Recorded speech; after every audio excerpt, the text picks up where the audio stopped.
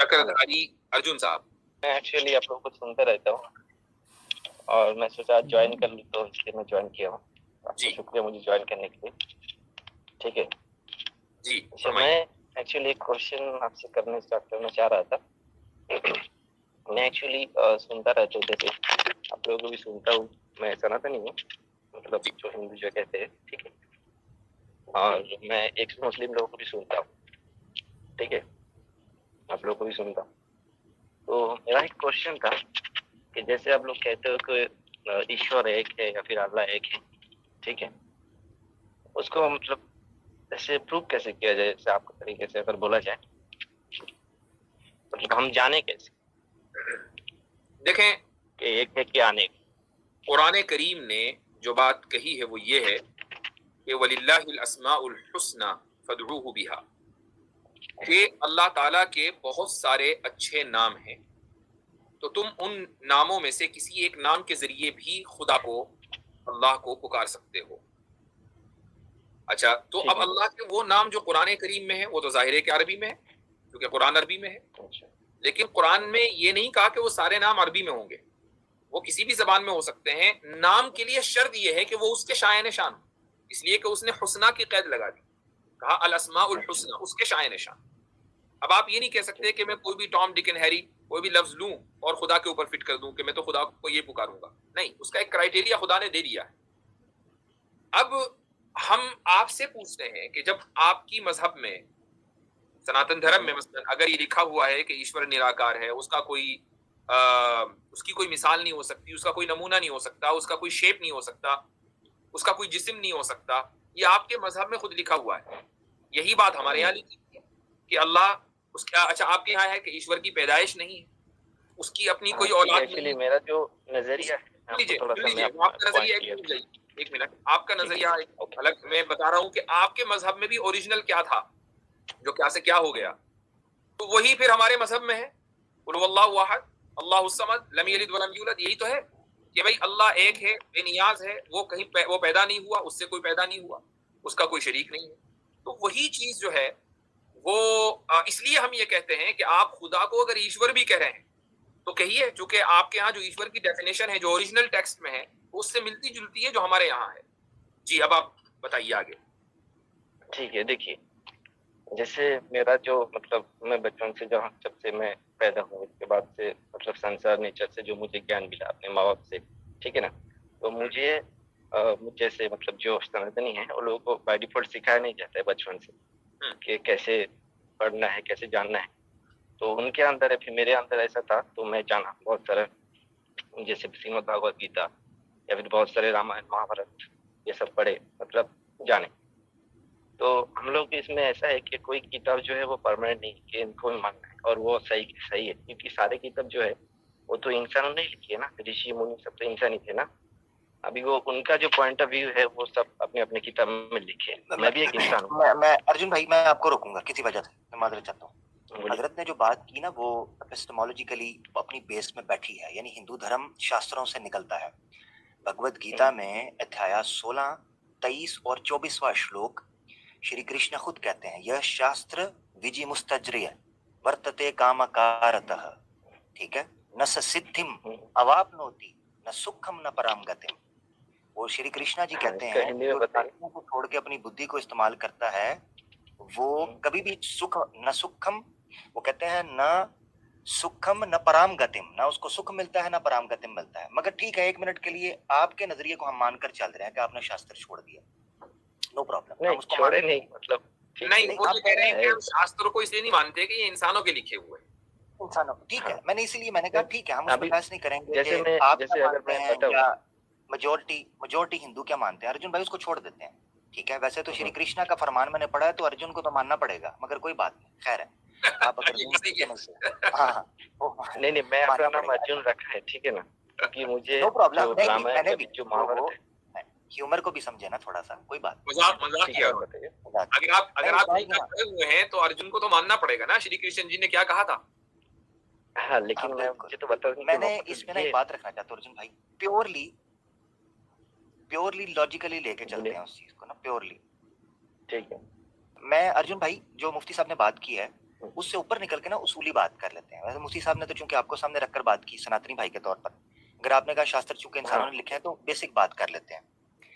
मैंने एक वीडियो बनाई है कि खुदा एक ही क्यों, गॉड वर्सेस गॉड्स।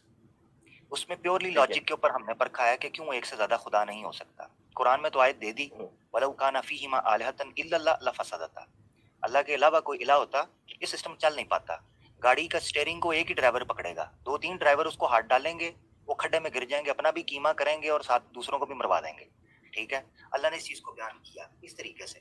मैं आपसे अब लॉजिकल सवाल रखता हूँ, एक से ज्यादा खुदा हम हाइपोथेटिकली सामने रखकर एनालिसिस कर लेते हैं, ठीक है अर्जुन भाई? एक से ज्यादा खुदा मैं आपसे पूछूंगा, अगर एक से ज्यादा खुदा हो तो वो दो सूरतों से खाली नहीं होंगे। या तो सारे के सारे सेम पावरफुल होंगे, सारे के सारे यकसां कम ज्यादा भी हो सकता है, ऑल पावरफुल होंगे। ऐसा हम मान रहे हैं कि सब हो सकता है, कम ज्यादा हो सकते हैं ना, वो लाने लगा हूं, उस पे भी लाने लगा हूं। वो सुन लीजिए उनकी बात, उनका पूरा आर्गुमेंट सुन लीजिए, फिर आप इस पर अपनी राय दीजिएगा। हाँ, मैंने इसीलिए कहा दो पॉसिबल ऑप्शंस हमारे पास होंगी, या तो ये है कि वो सारे के सारे खुदा सेम ऑल पावरफुल होंगे, या उनमें दर्जाबंदी होगी यानी कैटेगराइजेशन होगी, एक ज्यादा पावरफुल है, दूसरा थोड़ा कम है, तीसरा थोड़ा कम है, कैटेगराइज होगी।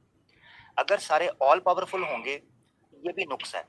उसकी वजह ये है कि हम हाइपोथेटिकली सिचुएशन रखते हैं कि क्या हर खुदा हर मर्जी चला सकेगा? अगर वो हर मर्जी चला सकेगा तो दूसरे की मर्जी नहीं चलेगी, और अगर उसकी मर्जी नहीं चलेगी तो ये उसमें ऐब है, नुक्स है, क्योंकि वो ऑल पावरफुल ना रहा। Hypothetical situation. अगर हम कहें नहीं कैटेगराइजेशन है और कोई दर्जाबंदी है, ये भी नुक्स है। उसकी वजह यह है कि गॉड की बाय डेफिनेशन बाय डिफॉल्ट वो ये तकादा करता है कि वो ऑल पावरफुल हो। अगर उसमें दर्जाबंदी हो जाएगी तो दैट मीन्स कि एक गॉड पिछले गॉड से कम पावरफुल है, तो उसका कम पावरफुल होना उसको गॉड की कैटेगरी से निकाल देगा, ये ऐब है। तो इसीलिए कोई भी पॉसिबल सिचुएशन आप रखें गॉड्स एक के ज्यादा होने की, वो बेसिकली गॉड के कॉन्सेप्ट। मैं आमिर भाई एक इजाफा और करता हूं आपकी इस दलील में कि अगर दो गॉड हैं और दोनों को क्रिएटर मान लिया और एक को आपने ज्यादा पावरफुल माना और दूसरे को कम पावरफुल, जो कि क्रिएटर दोनों हैं, तो जिसके पास कम पावर है वो क्रिएटर होने की वजह से अपनी पावर फिर बढ़ा लेगा, तो वो कभी कम पावरफुल नहीं हो सकता। अगर वो क्रिएटर है तो वो उस कमी को फौरन क्रिएट करके पूरा कर देगा, फिर मसला वहीं आ जाएगा कि दोनों इक्वली ऑल पावरफुल हैं। हमें बोलो जी हाँ, जैसे आप बोल रहे हो कि अगर दो क्रिएटर है, जैसे मान रहे हो सपोज एक को पावर ज्यादा कर रहे हो, एक को कम कर रहे हो, तो दोनों को पावर अगर सेम रहे, ठीक है ना, एग्जाम्पल के लिए दो लिए और 3 भी हो सकते, 4 भी हो सकते, सभी के पावर अगर सेम रहे तो फिर क्या प्रॉब्लम? तो भाई वही तो उन्होंने बताया ना कि गाड़ी एक स्टीयरिंग जो है गाड़ी का 2 ड्राइवर के पास है, एक इधर को चलेगा एक इधर को चलेगा। मैं ये चीज बता रहा हूँ ना कि अगर मल्टीपल हों, सारे के सारे ऑल पावरफुल हों, तो ये नुक्स कैसे है? उसकी वजह ये है कि हाइपोथेटिकल सिचुएशन के अंदर एक गॉड अपनी मर्जी चलाएगा, दूसरा गॉड उसके अपोजिट जाना चाहिए, इस उसूल के मुताबिक वो ऑल पावरफुल है, मगर वो नहीं जा पाएगा क्योंकि अगर वो उसके अपोजिट चला जाएगा तो वो पावरफुल नहीं रहेगा, और अगर ये नहीं जाएगा तो ये ऑल पावरफुल नहीं रहेगा। शायद जो बोल रहे थे हाइपोथेटिकल सिचुएशन के गाड़ी के एग्जांपल दे रहे थे, एक ही गॉड ऑल पावरफुल हो सकता है। आपका आवाज कट हो रहा है आमिर जी जी जी, अब सही आ रही है जी जी जी, अब आ रही। अच्छा, मैंने कहा जब आपने सारे खुदाओं को आपने कहना ना एक साथ सारे ऑल पावरफुल हो सकते हैं, तो वो आपस में उनकी हाइपोथेटिकल सिचुएशन भी क्लैश करेगी।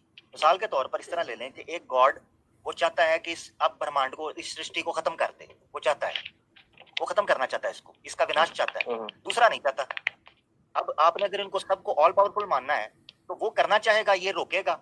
अब बताएं दोनों में से या वो रोक पाएगा? नहीं। अगर रोक पाएगा तो विनाश करने वाला ऑल पावरफुल ना रहा, और अगर नहीं रोक पाएगा तो ये ऑल पावरफुल ना रहा। और ऐसा यही वजह है कि आपके पुराना में शास्त्रों में लिखा है कि एक शिव जी अगर इसको डिस्ट्रॉय करना चाहते थे तो विष्णु बीच में आके उनको बहका कर ले जाते थे, और उनमें आपस में जंग हुई है। ये पुराना में लिखा है, शिव पुराना में डिटेल के अंदर ये वाकया लिखा है कि कैसे गॉड्स आपस में लड़ते रहे और काम पूरा ना हो सका।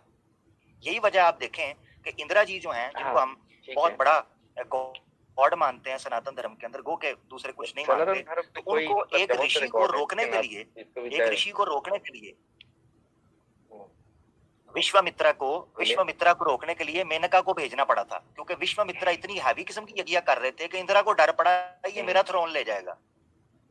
उसको एक लड़की भेजना पड़ी। अब मैं सना को। एक्चुअली ये सब एक कहानी, बचाओ। एक स्टोरी की जैसे लिखता हूँ, ठीक है ना। चलो ठीक है, और स्टोरी से जो सीख मिलता है, लेकिन बहरहाल ये जो एक लॉजिकल आर्ग्यूमेंट आपको दिया है, मैं मुझे थोड़ा मौका दीजिए, मैं बात कर।